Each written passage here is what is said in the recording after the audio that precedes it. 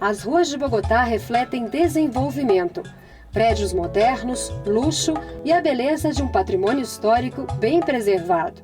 Em população, a cidade é a quarta da América do Sul e transpira juventude e tradição. A capital é o reflexo de um país que está crescendo. A economia aparece entre as 5 maiores da América Latina. No ano passado, cresceu quase 5%. E está entre os países do continente que mais atrai o capital estrangeiro. A Colômbia também comemora a redução da pobreza. Segundo a ONU, já esteve entre os 10 países mais desiguais do mundo. Agora, saiu da lista. A pobreza diminuiu, quase 33%. Apesar das mudanças positivas no cenário econômico e social, a Colômbia vive as consequências do conflito armado mais longo na história da América Latina. Em 49 anos, a situação de guerra afeta todo o país. São mais de 5 milhões e 500 mil vítimas, 12% da população, segundo o governo.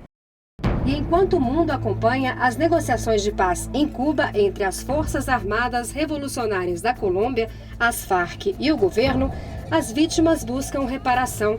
O Caminhos da Reportagem viajou pelo país em busca de histórias de quem sofreu ou ainda vive sob efeito da guerra.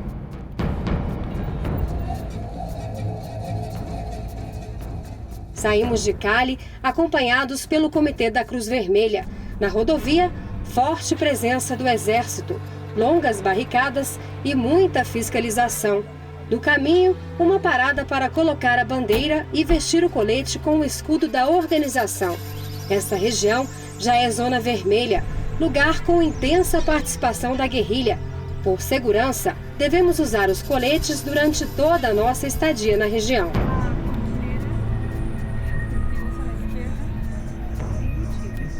Nas montanhas e na mata cerrada, pode haver guerrilheiros das Farc. Ao longo da viagem, vemos sinais da guerrilha. Nesta casa, o ídolo é Manuel Marulanda, fundador das Farc, morto em 2008. O rio cristalino, o horizonte verde, o povo simples do campo e os sorrisos acolhedores nos fazem esquecer que estamos em uma zona de guerra. O município de Toribio está localizado no departamento de Cauca. São 32 mil habitantes. A maioria vive na zona rural, mas na Praça Central, o mercado movimenta a cidade. 98% dos habitantes são indígenas da etnia Nasa, que se organiza em associações e tem um governo local autônomo. A cidade de Toribio, por sua posição geográfica entre as montanhas da Cordilheira Central Colombiana, convive com a presença das Farc há mais de 40 anos e já foi tomada 14 vezes. Cauca sempre ha sido um escenario por lo agreste que es la geografía, por las condiciones de pobreza, por el descuido del Estado. Es un escenario óptimo para todos los grupos armados. Históricamente, ahí desde que nacieron los grupos armados, el Cauca siempre ha estado en la mira porque es un sitio importante para la geopolítica y la guerra. A polícia de Toribio, fortemente armada, está preparada para batalhas. Em 2001, o governo iniciou uma operação militar na cidade. No entanto, para a população, isso trouxe mais problemas. O representante da Associação Indígena diz que nos últimos anos a quantidade de vítimas aumentou. Todos se nos han instalado ahí con el propósito de la fuerza pública de perseguir la guerrilla, pero por el otro lado la guerrilla también ha montado la estrategia de permear nuestra organización indígena, entonces también se han asentado en esos territorios indígenas e os dois atores hacen pressão. Com a presença do Exército e das Farc na região, as tragédias pessoais se multiplicam. A dona Rosmira perdeu 3 pessoas da família. Em fevereiro, o esposo morreu atingido por um carro-bomba. Depois, o filho morreu em março. O que passou com sua hija? Se quitou a vida. Debido a lo que le sucedió al papá. y entonces eso nos ha afectado mucho a nosotros. Ela já tinha perdido o pai ainda na infância e agora se preocupa com os outros 3 filhos. A dona de casa tem medo que algum deles siga o exemplo do irmão. Me preocupa que se vuelva a repetir.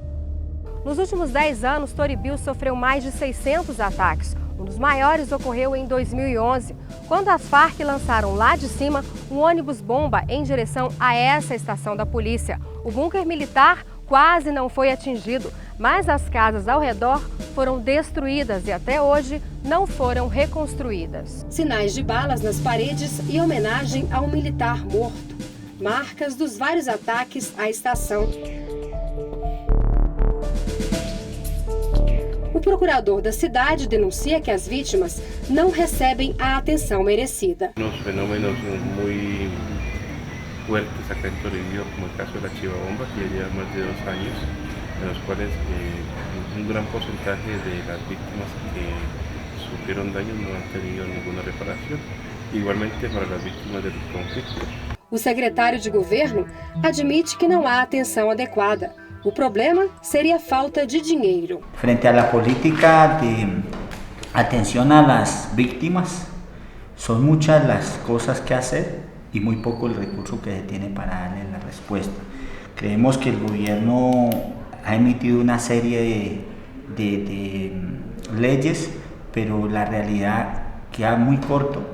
Sobre a denúncia de abandono da região, a diretora da Unidade de Vítimas do Governo Nacional diz que o problema é que o conflito persiste. Zonas, digamos, de alta victimización, como son Cauca, como es Buenaventura, por más de que tú llegues, siempre vas a estar en deuda, porque el conflicto sigue impactando, sigue destruyendo una escuela, sigue destruyendo viviendas, sigue generando víctimas.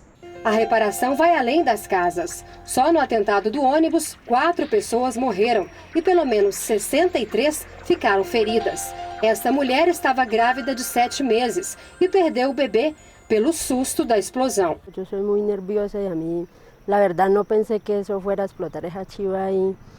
E pues, com mais razão, eu creo que isso foi o que me hizo dar mais susto. O caso de Zuma é um exemplo do efeito psicológico de viver num ambiente como este. Segundo o delegado do Comitê Internacional da Cruz Vermelha, a tensão é constante, mesmo nos momentos de aparente tranquilidade. Aunque no ocurra nada durante un mes, por ejemplo, pero la población también vive en lo que ellos llaman como una calma tensa, porque bueno, aunque no esté ocurriendo nada, ellos siempre creen que va a pasar algo. Y aunque todo esté tranquilo, ellos creen que se está planeando algo y que de un día para otro puede ocurrir cualquier cosa y les puede afectar. Em meio ao conflito, a violência sexual contra mulheres também é frequente. A Jamilete tinha 15 anos quando foi violentada por um cabo do exército da Colômbia. Em consequência, ela ficou grávida de seu primeiro filho. Con el papá de mi hijo, pues le tenía mucho miedo, temor. Después de que él abusó de mí, pues me llevó para La Guajira, estuve con él viviendo un buen tiempo, nació mi hijo, después de eso pues él no me dejaba hablar con nadie, no me daba plata, me mantenía encerrada. Ela então voltou a Toribio com um filho, mas quando o menino tinha 4 anos, o cabo conseguiu a guarda da criança. Yo soy víctima del victimario está tranquilo, no le han hecho nada, pero quiero tener a mi hijo, que él sepa que tiene su mamá viva, que lo quiere. Assim como as mulheres, as crianças também são vítimas do conflito e acabam participando ou como informantes do exército ou recrutadas pelas Farc. O procurador da cidade conta que o recrutamento pode ser forçado ou espontâneo, quando a guerrilha consegue convencer o adolescente. Diferentes factores que influyen para que una persona decida irse hacia las FARC, pero fundamentalmente es porque la FARC existe y está en Toribio y tiene presencia continua. A Prefeitura de Toribio calcula que mais de 200 crianças foram recrutadas pelas Farc nos últimos anos.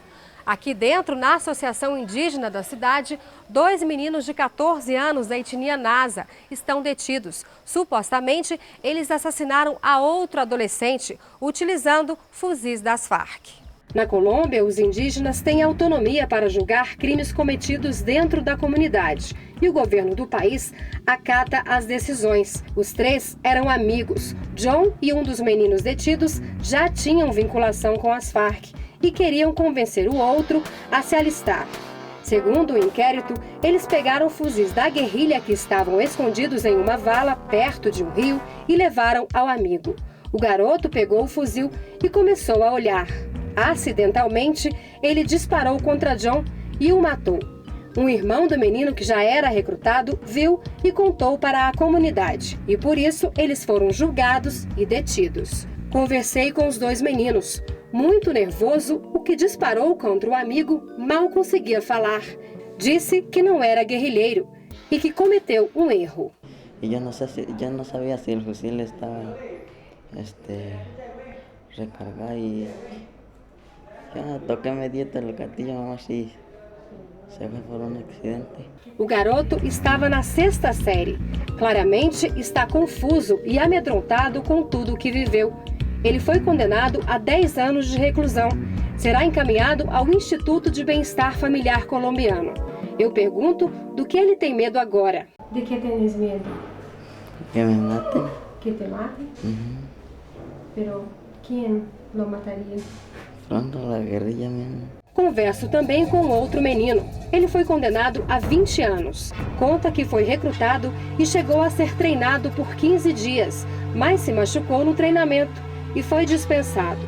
O garoto diz que se arrependeu de ir para a guerrilha, mas que tinha ido pelas promessas. Y digo que era bueno allá, que le dan así, le dan una moto, entonces yo me fui para eso y dije que yo como mi sueño era conseguir una moto. ¿Y tú conseguiste la moto? No, a mí no me dieron la moto, o sea, fue una mentira que me dijeron. Yo, por mí mío no tengo, que me maten a mí no tengo mío. O sea, no me preocupe de mi familia, ¿no? O coordenador jurídico NASA em Toribio diz que os meninos não tinham capacidade para entender o que significa fazer parte de um conflito armado. Según las normas del derecho colombiano, ellos son víctimas del conflicto armado, pero son víctimas que ahora victimizan. Nosotros como organización, como autoridad, siempre uno de los legados es defender la vida a costa de lo que sea, sin importar quién sea. Niño, adulto, militar ou guerrilheiro. Esta camponesa conseguiu livrar os filhos do recrutamento, mas teve que fugir de Toribio para que o menino de 12 anos e a filha mais nova não fossem recrutados. Ela disse que os milicianos, os guerrilheiros que atuam dentro das cidades com roupas de civis, recebiam uma recompensa de quase R$250 por cada criança levada para treinamento. Entre amiguitos se fueron reuniendo con algún miliciano, entonces lógicamente empezaron a conquistarlo, a decir que eso era bueno. Y en ese tiempo yo estaba pasando por unas circunstancias muy precarias, endeudada y de todo, soy cabeza de hogar. Entonces ellos pues en el afán de ayudar, entonces ellos decidieron irse. Lo bajé del carro. Ela conta que morou de favor na casa de algumas pessoas em uma cidade vizinha e hoje, 7 anos depois, ainda tem medo do recrutamento. Tenho temor de que em qualquer momento vuelvan a mirar. Casos assim se repetem diariamente no país. Esta analista política estudou o recrutamento em 1.100 municípios colombianos. Ela estima que nos últimos 4 anos, 18 mil crianças tenham sido recrutadas. A metade foi por gangues criminosas comuns, a outra pelas Farc e pelo Exército da Libertação Nacional, o ELN. Los niños no se van al conflicto, a la guerra, porque quieran irse, sino porque la dinámica es tan poderosa que arrastra primero a los más vulnerables. Y entre esos, por supuesto, a los niños. Pero también hay otras variables que sí definen el comportamiento del reclutamiento. Una de ellas es el hambre y la seguridad alimentaria, la otra la deserción escolar y el analfabetismo, el embarazo adolescente. Otra variable que resultó ser muy definitiva fue el abuso sexual y la violencia intrafamiliar. A pesquisadora diz que não observa punição para este tipo de crime no país. La impunidad es completa, es decir, la inacción completa de la justicia para defender los derechos de los niños y llevar a juicio a los responsables de un crimen tan atroz como el reclutamiento, que es un crimen que convierte víctimas en victimarios. Se a pobreza e a falta de alternativas empurram as crianças para o conflito armado, pelas mesmas razões, as cidades onde a guerra é intensa se vinculam ao narcotráfico. Originalmente, a coca era nativa na região. Essa planta já virou árvore porque tem mais de 50 anos e fica no quintal da Casa das Freiras da cidade. Dona Elvia conta que os índios usavam as folhas para mascar y aliviar la fome. A raíz del movimiento del narcotráfico en la región se fue incrementando los cultivos de esta planta ya para un uso ilícito, ya no como remedio, sino para processá-la e sacar ao mercado da droga. Há várias plantações de coca na zona rural e até dentro da cidade. Essa fica perto da estação da polícia. Também é comum encontrar plantações de maconha, às vezes junto da coca, e de cultivos legais, como banana e café. Aqui na região há muitos cultivos de maconha como esse, que tem 35 metros quadrados. O dono da terra alugou o espaço para que a maconha fosse produzida. Antes, ele plantava tomate. Por que você abandonou o cultivo de tomate e arrendou a terra? Sim. Hicimos como 4 cultivos de tomate y en los 3 pues en el primero nos fue un poquito bien, sacamos lo que hemos invertido, ya en 3 más que hicimos ya nos comenzó a ir como mal, el precio se bajaba. Segundo o agricultor, o lucro é pequeno, R$ 570 por plantação colhida. Ele tem consciência que o cultivo é ilegal e admite que é perigoso cultivar. Puede ser que de pronto hay una ley para si uno cultiva o lo cogen con un cultivo esto, lo pueden despropiar de la tierra, la quitan. Sim. Entonces es el miedo que nos da.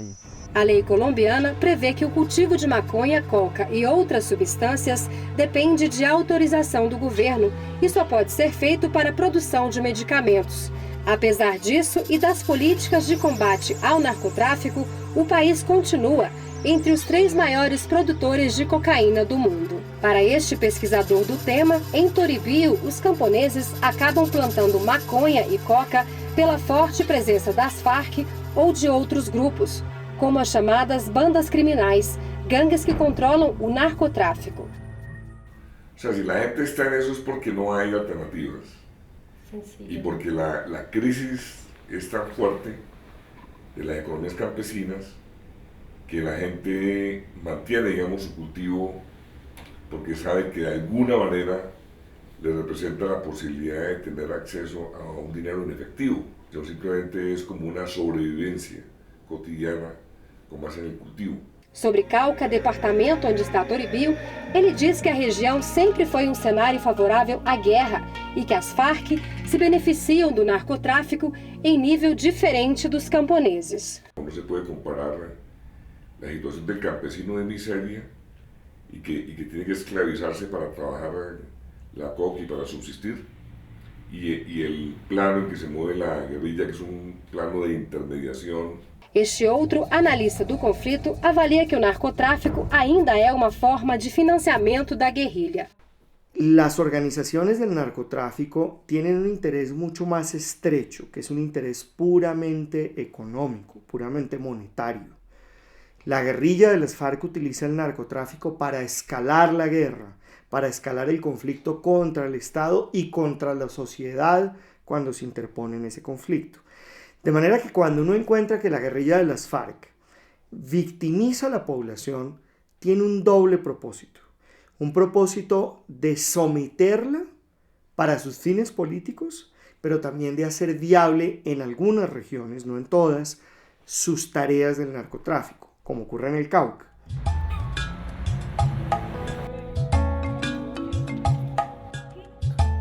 E no próximo bloco, o drama de quem foge da guerra e dos feridos por minas.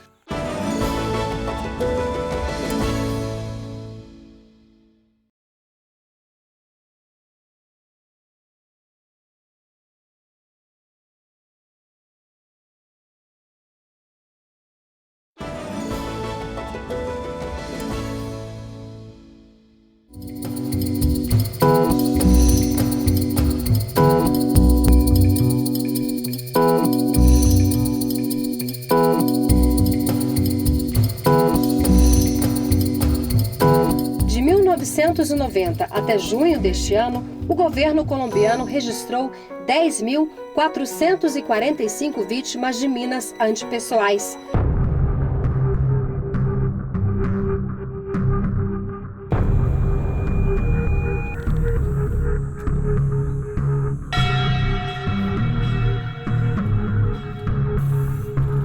Estes explosivos, enterrados pelas guerrilhas, são usados para impedir a chegada do exército. São deixadas no terreno para matar ou ferir várias pessoas ao mesmo tempo, todos os que estiverem próximos a elas no momento da explosão. As minas podem explodir anos depois de terem sido enterradas. Na Colômbia, com o conflito ativo, a situação é delicada. Teniendo en cuenta que las FARC y el ELN continúan utilizando minas antipersonal cada día. Por lo tanto, la contaminación que se tiene en el territorio nacional es considerablemente alta, especialmente en las zonas donde el conflicto es bastante intenso. O direito internacional humanitário proibiu o uso de minas antipessoais em 1997, na Convenção de Ottawa. Mas os grupos armados fazem bombas artesanais para impedir a aproximação das forças armadas. As principais vítimas são os militares, 65% do total. No batalhão de saúde em Bogotá, a reabilitação demora entre 7 e 8 meses. Sorridente, o comandante, atingido há 3 anos, ajuda na recuperação de outros militares feridos. Ele comanda o grupo de soldados amputados. Nuestros soldados están 100% preparados psicológicamente para el conflicto que vivimos. Eso no significa que somos preparados para perder uma extremidade. O alvo dos grupos armados são os militares, mas 35% das vítimas são civis. Em San Carlos, cidade próxima a Medellín, conhecemos Oscar.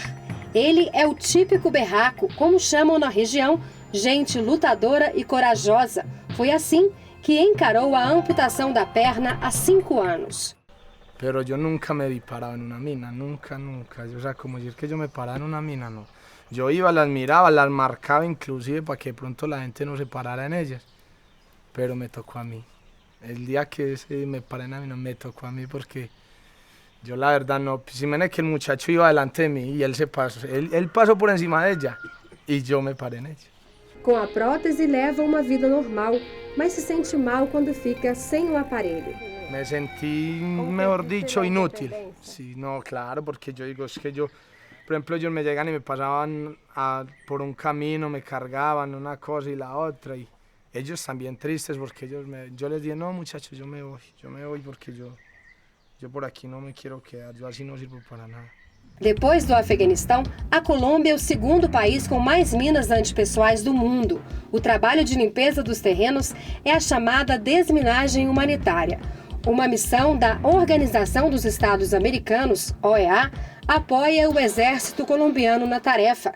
Este desminado humanitario lo podemos realizar en zonas donde hay condiciones de seguridad, precisamente para no causar un daño adicional a las comunidades que habitan en la zona ni a los propios operadores que están realizando las operaciones de desminado humanitário. A desminagem acontece quando os grupos armados já não estão por perto. O Caminhos da Reportagem foi conhecer uma área na zona rural de Granada, a 70 quilômetros de Medellín. Na viagem pela estrada acidentada, encontramos uma tiva, como são chamados estes ônibus pequenos. Essa transportava gado e pessoas, cena típica do campo colombiano.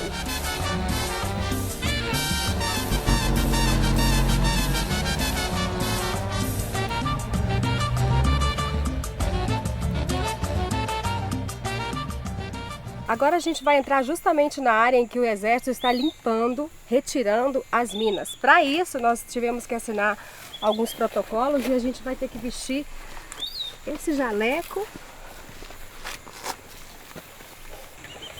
esse capacete, para a nossa segurança.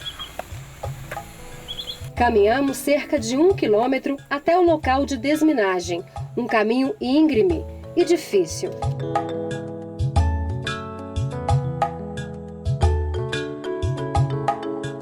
O detector avisa quando identifica algo de metal.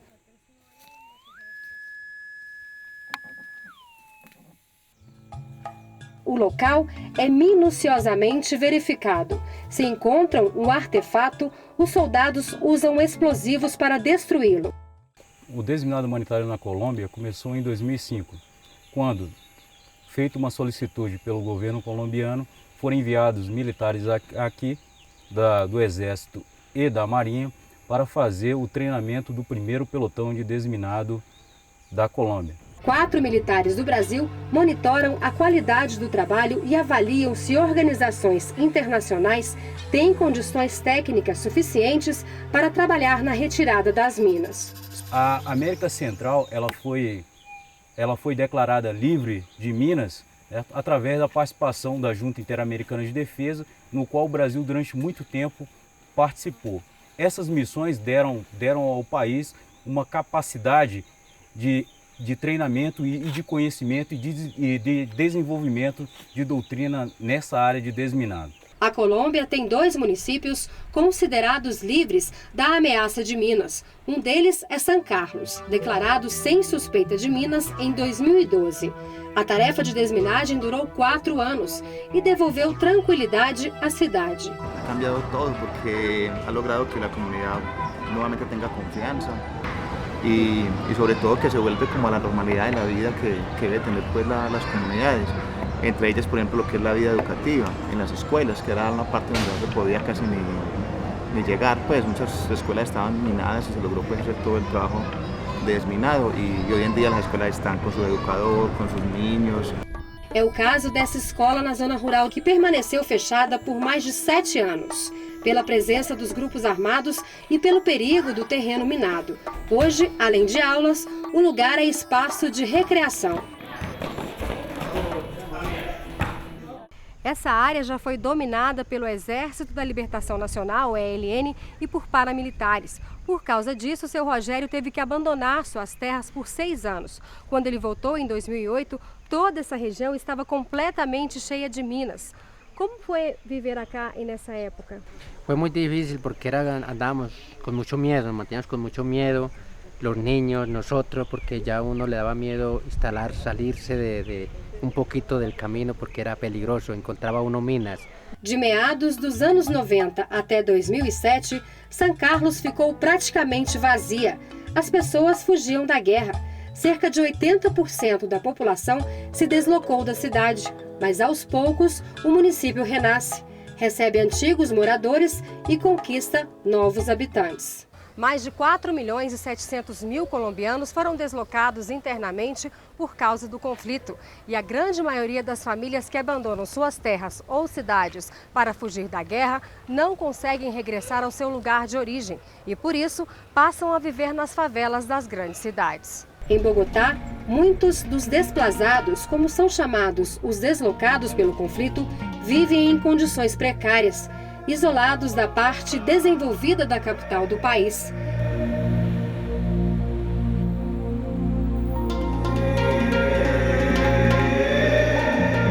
Teresa saiu de Chocó, no Pacífico colombiano, por causa da violência das Farc e dos paramilitares. Tinha casa própria e um pequeno restaurante. Agora está desempregada. A diferença é porque allá era a parte onde eu nasci. Me crié y usted sabe que es mucho mejor porque de todas maneras son partes de que uno nació y aquí llega uno huyéndole a la violencia y se consigue con más violencia. Do lado da casa de Teresa, mais deslocados, 4 famílias que dividem o mesmo teto. A dona Anita teve que deixar sua terra em Chocó há 14 anos para fugir da ação de paramilitares que assassinaram ao seu esposo. Dona Anita, o desplazamento foi algo que marcou sua vida, não? Para sempre. ¿Cómo era su vida antes? Mi vida era muy alegre, yo vivía bien en la finca, tenía mis animales, yo era elegante, gorda, mi hija, y mira como estoy acabada, ¿ves? Ela gostaria de poder voltar à sua terra, mas a falta de segurança é tanta que não tem coragem. No, mija, yo por allá no vuelvo más, no. Yo tengo miedo a la oscuridad. Quedé con ese miedo que ya não quero ver mais por allá. Os deslocados internos são as vítimas mais numerosas do conflito colombiano. O longo período da Guerra Civil dificulta ainda mais a reintegração de ex-guerrilheiros e paramilitares. O governo tem um programa que apoia a desmobilização. Os ex-guerrilheiros e ex-paramilitares que abandonam as armas são acompanhados pelo governo colombiano em um processo de reintegração social que dura em média 7 anos. Esta é a cerimônia de conclusão deste processo para 68 desmobilizados, que concluíram todas as etapas previstas para serem considerados 100% reintegrados à sociedade. De acordo com a Agência Colombiana para a Reintegração, em 10 anos, mais de 55 mil pessoas se desmobilizaram. A maior parte são da desmobilização coletiva das autodefesas colombianas, os paramilitares que, após acordo com o presidente Álvaro Uribe em 2006, deixaram o conflito. O restante são processos individuais de ex-guerrilheiros das Farc e do ELN. Na formatura, luzes para iluminar a trajetória destes homens e mulheres que voltaram à vida civil.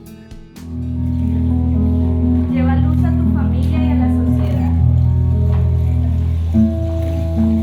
Para eles, é hora de celebrar.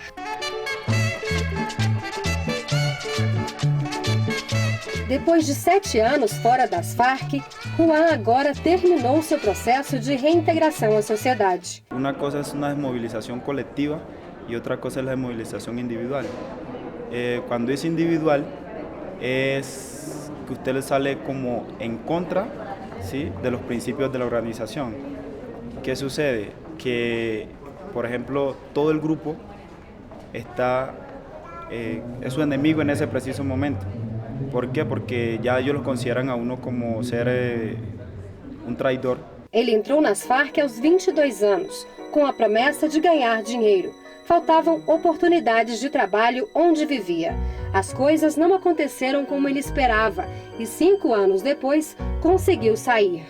Hoje está casado e tem uma filha de 3 anos. Com a ajuda do governo, montou uma barbearia e faz um curso técnico profissionalizante.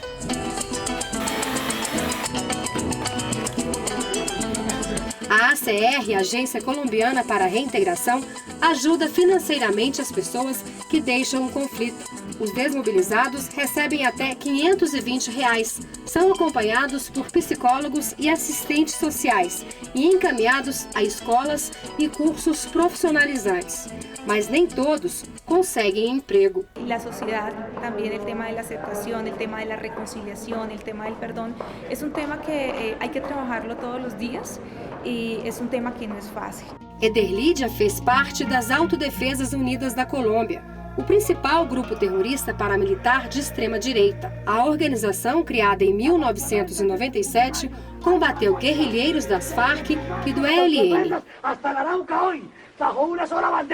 Ela conhece bem o peso de desmobilizar-se. Entrou nas autodefesas sem saber direito o que era. Começou costurando uniformes para o grupo. Se deu conta que eram paramilitares e que, indiretamente, estava participando da guerrilha. Y desde el momento que uno empieza a trabajar, que no sabe a quién le va a trabajar, uno es víctima, ¿sí? Aunque ya uno supo después, pero ya que ya uno estaba metido, ¿sí? Pero tuve la oportunidad de salir, entonces yo pienso que soy víctima porque no, o sea, no hay derecho de que usted, porque usted no quiera prestar un servicio, usted tenga que perderlo todo, desaparecer, dejar su familia, llevársela así en la forma como yo tuve que salir con ellos. Com 3 filhos para sustentar, continuou o trabalho. Em 2006, viu a propaganda do governo na TV para a desmobilização coletiva e tomou coragem. Mas aí vieram os problemas.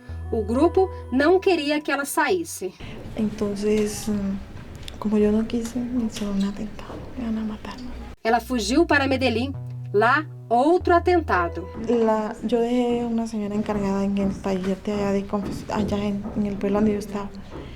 Y llegaron y mataron a la señora. La señora tenía 7 hijos. Llegaron, le metieron 8 tiros y la dejaron en el taller. Ederlídia foi reintegrada e hoje emprega até 20 pessoas na fabricação de roupas. Gente que era das Farc e das autodefesas trabalham juntas. Aqui não tem rixa. Orgulhosa, exibe as peças que produz para empresas que acreditam nela. E no próximo bloco, histórias de quem transformou a dor em iniciativas para ajudar outras pessoas.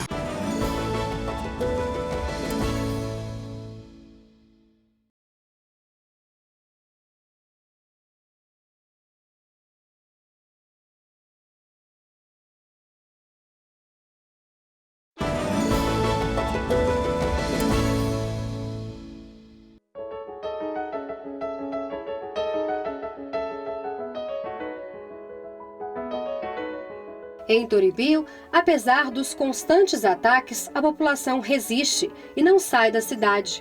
Por isso, o fenômeno do desplazamento ou deslocamento não é comum na região. Em dias de combate, o povo busca refúgios como este. Las comunidades indígenas han creado unos espacios que son los sitios de asamblea permanente como una estrategia de evitar de que la población se desplace.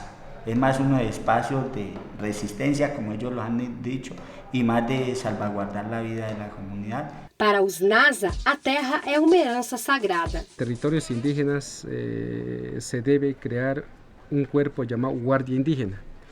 Por lo tanto, la Guardia Indígena nació en el año 2001 con el propósito de proteger, de cuidar, de vigilar, de alertar el territorio indígena. No caben los actores armados en la Guardia Indígena, porque es un cuerpo de paz. ¿No tiene armas? Nada, solamente con el bastón de mando y su corazón abierto para defender la vida.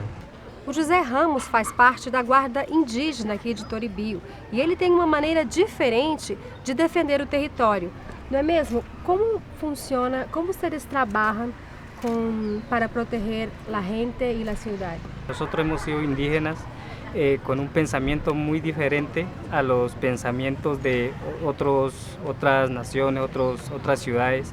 Nosotros como indígenas siempre hemos hablado de que en nuestros pueblos indígenas debe existir la paz y debemos apoyar la paz y hablar de paz y siempre para nosotros es la paz. Nosotros no apoyamos la guerra y nosotros como guardias indígenas acá en el resguardo de Toribio nosotros manejamos los bastones, no utilizamos armas. Eles têm a confiança da comunidade. José e seus colegas se revezam na tarefa e o bastão tem um significado espiritual. Son armonizados por nuestros mayores espirituales y ellos ya nos dan el poder para utilizar el bastón. Hasta uno no estar armonizado y armonizar los bastones no los utilizamos. Sí, ¿y el collar? El collar tiene el significado de la naturaleza, donde uno siempre invoca para estar en contacto y en armonía y uno poder meterse a todos los lugares donde los sitios sagrados y uno poder llegar hasta... Ao mesmo tempo em que a comunidade Nasa assumiu a responsabilidade de proteger seu povo, as vítimas buscam reconstruir sua memória. O pai desse morador de Toribio foi morto pelas Farc. Com desenhos, ele expressa os sentimentos sobre o que aconteceu e sonha com o que quer para o futuro. Cada vez se hace más duro y nuestra resistencia a veces se ha puesto a prueba. Pero ahí estamos, no hemos abandonado el territorio. Hoy en día en la ciudad está lleno de desplazados. Nosotros no lo hemos hecho por la resistencia, por una parte espiritual, que es una ventaja. O sea, como nosotros desde lo espiritual hacemos también control de la violência. É possível viver em paz. O coordenador do projeto em Toribio defende a reconstrução da memória e da verdade, mesmo que a guerra não tenha terminado. Escuchar la voz de las víctimas, de los que han sido victimizados, al construir esta memoria, reconstruir lo que ha pasado, lo que ha sucedido, lo que han experimentado como personas y como comunidades, es fundamental para el país. Es también ayudar al país a entender la magnitud del conflicto. Mas, na tentativa de entender o que aconteceu, surgem histórias que aumentam o sentimento de incompreensão.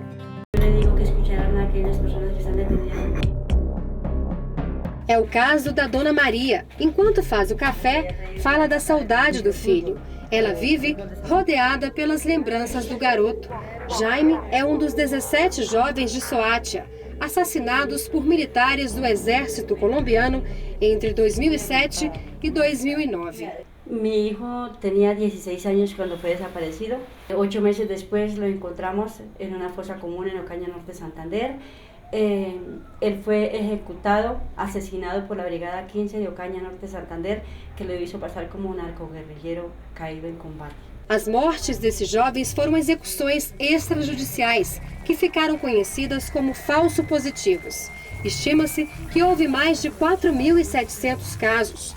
Na época, o Ministério da Defesa premiava com dinheiro e promoções os militares que apresentavam guerrilheiros mortos em combate. Buscaban ascensos, buscaban medallas, buscaban dinero, buscaban permiso, buscaban resultados para quedar bien ante otros países, para que vieran en otros países de que sí se estaba acabando con el narcotráfico aquí en Colombia. Y eso es pura mentira, porque la plata que ha llegado de otros países é utilizada para comprar armas. A mãe garante que o garoto não era das Farc. Quando descobriu a morte do filho e foi buscar o corpo, ela se deparou com uma história inventada. Quando eu cheguei a Ocaña por mi bebé, el fiscal de turno me dijo, viene por uno de los NN, de los guerrilleros. Le dije, no, vengo por Jaime Steven Valencia Sanabria. Entonces llega y me dice, pues no, señora, lo mismo da. Es uno de los guerrilleros que el ejército tuvo que asesinar porque se enfrentó al ejército. Entonces yo le dije, ¿cuándo mi hijo fue asesinado? Me dice, el 8 de febrero a las 3:30 de la tarde. Yo le dije, sí, fue asesinado el 8 de febrero e desapareceu el 6 de fevereiro. A que horas meu menino foi guerrilheiro? Dona Maria faz parte do grupo das Mães de Soacha, hoje famoso no mundo todo.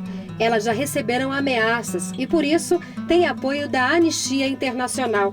O governo reconhece os casos como verdade, apesar de apenas um deles ter sido julgado.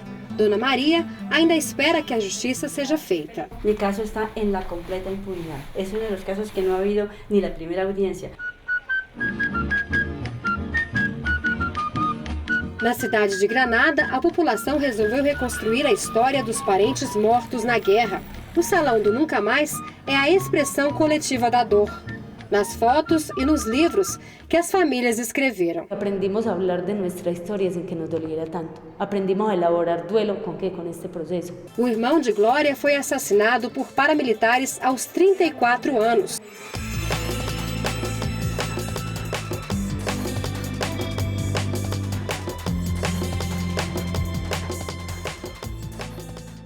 Acá tenemos víctimas de todos los grupos, de guerrilla, paramilitares, ejército, de policía, de pronto no indirectamente, pero también.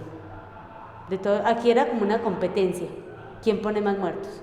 Este outro morador de Granada que participa da associação não quer ser reconhecido, mas denuncia a impunidade dos crimes. No, aún no hay reparación para las víctimas, escasamente para algunos el reconocimiento, mas sin embargo no hay reparación, ni econômica, ni simbólico, ni moralmente.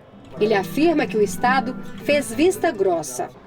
Era particular que durante el tiempo en que se establecieron los paramilitares en el casco urbano de Granada, justo en ese momento también existía un bloque del ejército permanentemente apostado en el casco urbano. Antes de sacar a una persona de un establecimiento, los paramilitares, antes, una hora o media hora antes, llegaba la policía y hacía una requisa, y a la media hora llegaba los paramilitares a sacar la persona que pensaban desaparecer. Eso pues fue un trabajo conjunto e organizado estratégicamente para que funcionara assim. Ainda sem justiça pelos crimes, Granada aposta na reconstrução da história e na paz. Pues la primera es garantizar que se conozca lo que sucedió y quiénes fueron los principales responsables. Que las víctimas sepan dónde están las personas que han desaparecido. Que las víctimas sepan por qué sucedió lo que sucedió. Que haya diferentes historias, diferentes versiones de la memoria que se construya en este país. No necesariamente compatibles. Aquí en Colombia hay una disputa por la memoria, pero también hay una disputa por quiénes fueron los responsables. Mas em um contexto de guerra, a história é construída a cada dia. O governo diz que tem avançado desde que estabeleceu a Lei de Vítimas e Reparação em 2011. Mas novos casos surgem todos os dias. Te digo que entramos 900.000 personas en lo que va de la implementación de la ley. Personas que fueron victimizadas en años anteriores al 2012, pero también algunas que lo fueron en el año 2012. Tenemos 108.000 personas que aseguran que lo que les pasó en el 2012. ¿Sí? Esto es menos que lo que pasaba antes, pero es igual significativo, es decir, el conflicto sigue. Alba era guerrilheira das Farc e foi vítima do recrutamento forçado. Entrou no grupo aos 12 anos. A mãe não tinha opção y teve que entregá-la à guerrilla. Reunieron toda la comunidad, ese día sacaron precisamente 48 menores, nos reclutaron, simplemente la reunión del grupo y ya, nos desplazaron con ellos. Se suponía que era un aporte por 3 meses, era obligatorio, y que a los 3 meses nos regresaban de nuevo a nuestros núcleos, era durante el proceso, y lo malo fue que nunca pasó, nunca nos devolvieron. Alba desertou aos 17 anos, mas antes viveu experiências ruins. Durante 6 meses viveu uma rotina de treinamento intensivo e aos 13 anos de idade já usava armas e combatia. Ela conta que foi violentada e fugiu porque não aguentava mais. Llegas a un punto donde dices, ya no más, no doy más, no quiero esto, no puedo seguir. E tomas a decisão, ou me vou ou me muero. Alba saiu e conseguiu sobreviver. Tem 2 filhas e, ajudada pelo governo, estudou, teve apoio psicológico e agora trabalha no programa de reintegração. Já que aqui compreendi o verdadeiro significado da liberdade, da união, da solidariedade, da alegria, da família e da confiança. Em um país em guerra, apesar de tanta tristeza, histórias como a de Pastora trazem esperança. Ela coordena o Centro de Reconciliação da cidade de San Carlos. Dentro de todo el conflicto de mi país, yo soy víctima desde que era muy pequeña. Mi padre lo asesinaron cuando apenas iba a cumplir 5 años. Me tocó crecer en la orfandad. Luego la primera hija mía me quedó de 2 meses porque me asesinaron el papá de ella. Tener afectaciones directas en la familia, como el secuestro de mi hija Sandra Paola, el asesinato de mi hijo, la desaparición de mi hija. Llega el momento en que se toma conciencia de tanto dolor. O me encierro a llorarlo y me enloquezco con él, o busco la forma de compartir con otros que sufren igual que uno. Identificamos que hay un dolor colectivo y nos vamos haciendo um processo de sanação desse dolor coletivo. Ela já trabalha há 10 anos na cidade. O Jardim da Memória, no centro de São Carlos, homenageia centenas de vítimas do município. Quem tem uma flor ou uma folhinha ali, já teve a história esclarecida. Porque eu creio que já é o momento que se den conta que as armas por las armas não é, com as armas se causa demasiado daño, que hay una herramienta que es muy válida, que es el valor de la palabra, y que si se les va a dar el tema político, pues si se creen con derechos o con capacidad, las FARC, de salir a convencer al pueblo de que ellos son mejores gobernantes, son mejor opción, que lo hagan, y será el pueblo quien lo decide.